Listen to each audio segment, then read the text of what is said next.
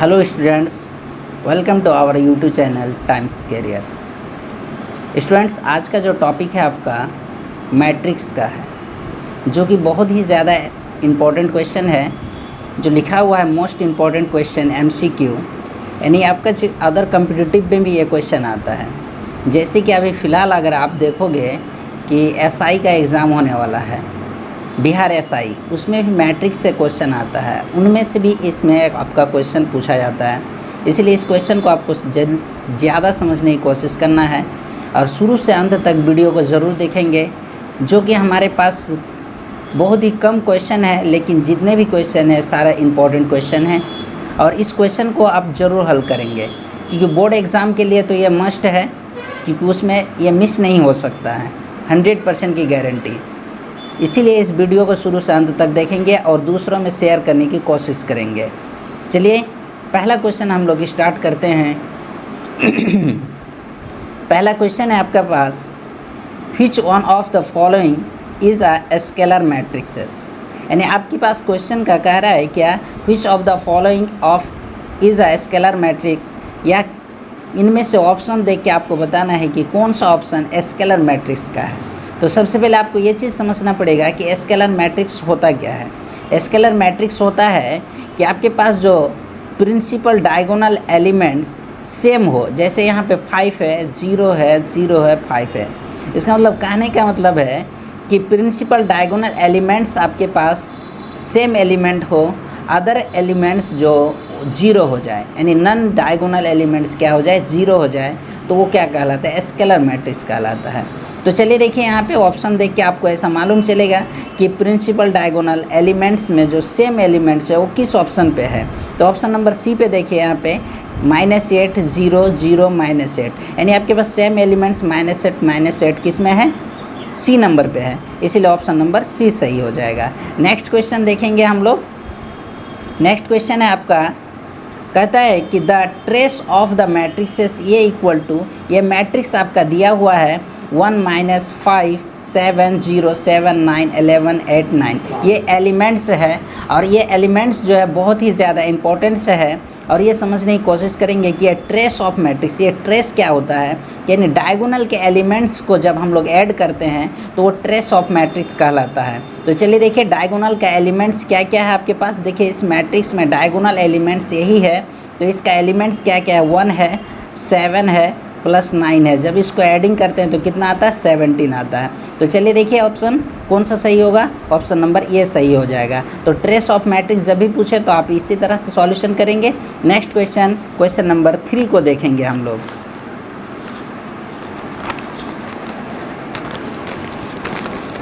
Question number 3 देखिए, यहाँ पे क्वेश्चन नंबर 3 क्या कह रहा है, कहता है कि if A and B are symmetric matrices then A B is. अब इस जगह पे कह रहा है कि आपके पास जो मैट्रिक्स ए और बी दिया हुआ है वो क्या है, सिमेट्रिक मैट्रिक्स है, और फिर उस जगह पे आपके पास फाइंड आउट करने के लिए क्या कर रहा है, ये भी क्या होगा, जब ए और बी दोनों को क्या करोगे, गुना करोगे, तो जो सिमेट्रिक मैट्रिक्स है वो ऑलरेडी क्या होगा, सिमेट्रिक ही होगा। तो चलिए देखिए ऑप्शन में क्या हो जाएगा, ऑप्शन नंबर ये सही हो जाएगा कि वो मल्टीप्लिकेशन में भी क्या होता है, सिमेट्रिक होता है, इसलिए ऑप्शन नंबर ये सही हो जाएगा। नेक्स्ट क्वेश्चन देखिए, बहुत ही ज़्यादा इंपॉर्टेंट क्वेश्चन है, ये NCERT का है और ये 110% की गारंटी है कि बोर्ड एग्जाम में फिक्स आएगा ही। चलिए देखिए, कहता है कि इफ़ ये इक्वल टू दिया हुआ ये I J M/n, यानी कोई मैट्रिक्स है ये इक्वल टू वो M/n ऑर्डर का है, इज़ अ स्क्वायर मैट्रिक्स। आपके पास कह रहा है कि ये क्या है, कि स्क्वायर मैट्रिक्स है। तो स्क्वायर मैट्रिक्स के लिए कंडीशन क्या है, तो इस चीज़ को आपको समझना पड़ेगा। कंडीशन होता है कि आपका रो और कॉलम, यानी हमेशा क्या होता है, रो और कॉलम हमेशा क्या होता है, इक्वल होता है, किस में, स्क्वायर मैट्रिक्स में। किसमें, स्क्वायर मैट्रिक्स में हमेशा क्या होता है, रो और कॉलम क्या होता है, इक्वल होता है। तो ऑप्शन नंबर क्या हो जाएगा, सी सही हो जाएगा आपके पास। देखिए यहाँ पे M = n, यानी ये रो है और ये क्या है, कॉलम है। नेक्स्ट क्वेश्चन देखेंगे। नेक्स्ट क्वेश्चन क्या है आपके पास, कि the number of the all possible matrices of order 3/3 with each entry 0 और 1। कह रहा है कि आपके पास जो मैट्रिक्स है वो क्या है 3/3 ऑर्डर का मैट्रिक्स है, और उसमें जो आपके पास एलिमेंट की संख्या जो होगा वो 0 और 1 ही होगा, अदर दूसरा एलिमेंट्स नहीं हो सकता है।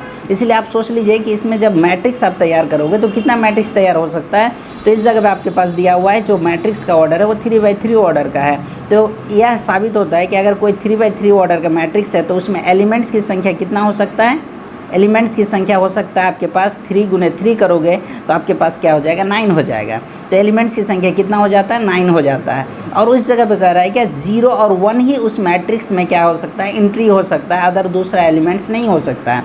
तो इसमें एलिमेंट की नंबर कितना आ रहा है, जैसे आपके पास 0 और 1 दो ही नंबर आता है तो 2 टू द पावर क्या कर देंगे, 9 कर देंगे। और जब इसका वैल्यू निकालेंगे तो आपके पास क्या आ जाएगा, 512 आ जाएगा। तो ऑप्शन नंबर क्या होता है, डी आ जाएगा। ये NCERT का क्वेश्चन है, बहुत ही ज़्यादा इंपॉर्टेंट है, इसीलिए ऑप्शन नंबर क्या हो जाएगा आपके पास, डी हो जाएगा। नेक्स्ट क्वेश्चन हम लोग देखते हैं, क्वेश्चन नंबर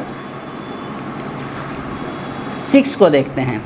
देखिए क्वेश्चन 6 क्या कह रहा है आपका, if A B are symmetric matrices of same order then A B minus B A is. कह रहे हैं आपके पास यहाँ पे कि जैसे आपके पास ए और बी दो मैट्रिक्स है जो कि आपके पास सेम ऑर्डर का है, क्या है, सेम ऑर्डर का है। और इस जगह पे आपके पास फाइंड आउट करने के लिए कह रहा है क्या कि ए बी माइनस बी ए।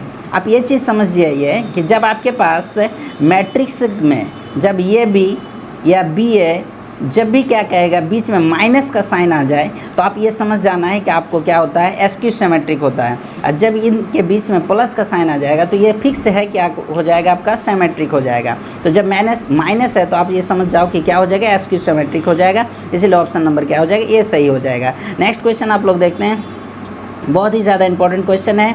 देखिए इफ़ ए इक्वल टू दिया cos alpha minus sine alpha cos alpha then A plus B A plus transpose of A, क्या है, transpose of A equal to I if then value of alpha का value इस जगह पे find out करना है। तो आप चलिए देखिए यहाँ पे ये मैट्रिक्स दिया हुआ है ट्रांसपोज ऑफ ए, यानी ट्रांसपोज ऑफ मैट्रिक्स कब होता है कि जब जैसे ये ट्रांसपोज का सिंबल है, ट्रांसपोज होता है कि रो का कॉलम, कॉलम का रो, यानी रो को जब कॉलम में कन्वर्ट करते हैं कॉलम को रो में तो वो ट्रांसपोज ऑफ मैट्रिक्स कहलाता है। तो इस जो ये मैट्रिक्स को जब आप क्या करोगे, ट्रांसपोज करोगे, ट्रांसपोज करने के बाद आपके पास ये मैट्रिक्स का रो और कॉलम चेंज हो जाएगा। और दोनों को जब जोड़ोगे इक्वल टू आई, मतलब आइडेंटिटी मैट्रिक्स। आइडेंटिटी मैट्रिक्स का मतलब होता है कि डायगोनल एलिमेंट्स 1 1 अदर एलिमेंट्स क्या हो जाता है, 0 हो जाता है। तो जब इसका वैल्यू निकालोगे तो आपके पास आएगा यानी π/3 आ जाएगा। तो अब चलिए देखिए नेक्स्ट क्वेश्चन हम लोग देख लेते हैं, चलिए देखते हैं। अभी इसका कैलकुलेशन भी थोड़ा सा समझ लेते हैं कि ये का वैल्यू दिया हुआ है cos alpha minus sine alpha, और फिर यहाँ पे दिया हुआ है क्या, साइन अल्फ़ा दिया हुआ है, फिर कॉस अल्फ़ा। और इसका ट्रांसपोज करने के बाद रो का कॉलम, कॉलम का रो चेंज हो जाता है। तो आपके पास हो जाएगा cos alpha minus sine alpha, और फिर यहाँ पे हो जाएगा आपके पास साइन अल्फ़ा और हो जाएगा कॉस अल्फ़ा। और इक्वल टू में आइडेंटिटी मैट्रिक्स 2/2 ऑर्डर का है तो 1 0 0 1 हो जाएगा। चलिए देखिए यहाँ पे इन दोनों को जब जोड़ोगे तो कॉस अल्फ़ा तो क्या हो जाएगा, 2 कॉस अल्फ़ा, और यहाँ पे माइनस और प्लस तो 0 हो जाएगा। फिर इस जगह पे आपके पास क्या है, प्लस है, यहाँ पे माइनस तो 0 हो जाएगा। यहाँ पे फिर हो जाएगा 2 कॉस अल्फ़ा इक्वल टू में आपके पास हो जाएगा 1 0 0 1। अब आइडेंटिटी मैट्रिक्स है ये, अब इसको कंपेयर करेंगे तो क्या हो जाएगा 2 कॉस अल्फ़ा इक्वल टू 1। तो अब क्या करोगे, कॉस अल्फ़ा इक्वल टू 1/2, और ये समझ में आ रहा है कि 1/2 कितना डिग्री का वैल्यू होता है कॉस में, यानी 60 डिग्री का वैल्यू होता है, इसलिए π/3 आंसर हो जाएगा। नेक्स्ट क्वेश्चन देखते हैं, matrices A and B will be inverse, यानी आपके पास जो डबल मैट्रिक्स है ए एंड बी वो क्या है, इन्वर्स है ऑफ इच अदर ओनली। और इनमें से क्या होता है, इन्वर्स ऑफ मैट्रिक्स जब भी होता है तो आपके पास ये ऑप्शन में से देख के चूज़ करना है कि इन्वर्स ऑफ मैट्रिक्स मतलब क्या होता है कि आइडेंटिटी होता है। इक्वल टू में क्या होनी चाहिए, आइडेंटिटी होनी चाहिए। अगर आपके पास ये भी दो मैट्रिक्स है तो जब दोनों को मल्टीपल करेंगे और बी ओ को भी क्या करेंगे, इसको पलट के मल्टीपल करेंगे तो आपके पास हमेशा क्या हो जाएगा, आइडेंटिटी मैट्रिक्स आएगा। इसीलिए इस जगह पर ऑप्शन देख लीजिए कौन सा ऑप्शन सही है। तो ऑप्शन डी नंबर का सही है, A B equal to B A equal to I, यानी identity matrix option number D सही है। नेक्स्ट क्वेश्चन हम लोग देखते हैं, क्वेश्चन नंबर 9 होगा आपका। चलिए देखिए 9 नंबर का क्वेश्चन,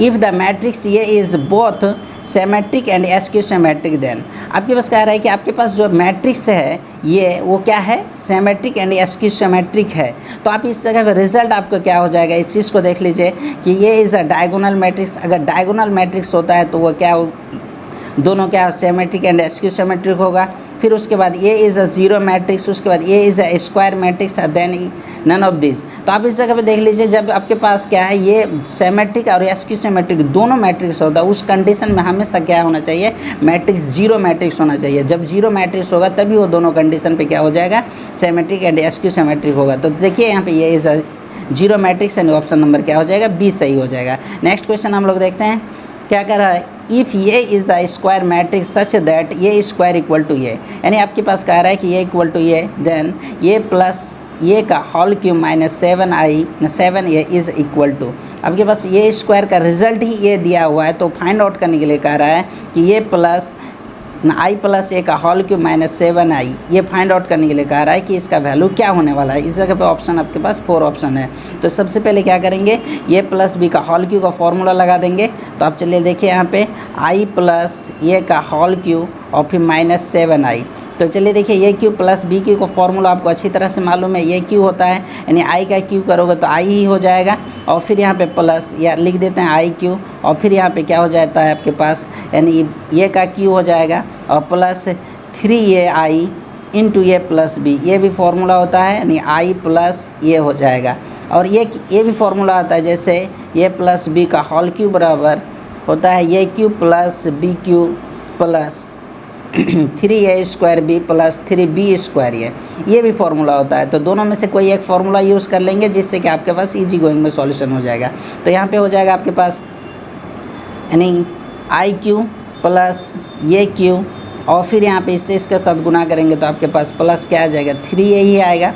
उसके बाद इसको इसके साथ गुना करेंगे तो आपके पास प्लस 3a स्क्वायर आएगा, और माइनस आपके पास क्या है 7a है, माइनस 7 है। ये स्क्वायर का रिजल्ट आपके पास यहाँ पे दिया हुआ है कि ये स्क्वायर का रिजल्ट यही होता है। तो यहाँ पे ये गुना ये स्क्वायर हो जाएगा, तो आई का रिजल्ट आई, फिर यहाँ पे ये ही होगा, और फिर यहाँ पे प्लस क्या हो जाएगा 3a प्लस ये जगह पे भी हो जाएगा 3a माइनस क्या आ जाएगा 7i ना 7 ये हो जाता है। देखिए यहाँ पे 3a प्लस 3a और यहाँ पे ये, तो क्या हो जाएगा 7a और माइनस 7a कैंसिल हो गया आपके पास, तो क्या बच गया आई बच गया। तो यानी ऑप्शन नंबर क्या हो जाएगा, सी सही हो जाएगा। नेक्स्ट क्वेश्चन और लास्ट क्वेश्चन बहुत ही ज़्यादा इंपॉर्टेंट क्वेश्चन है।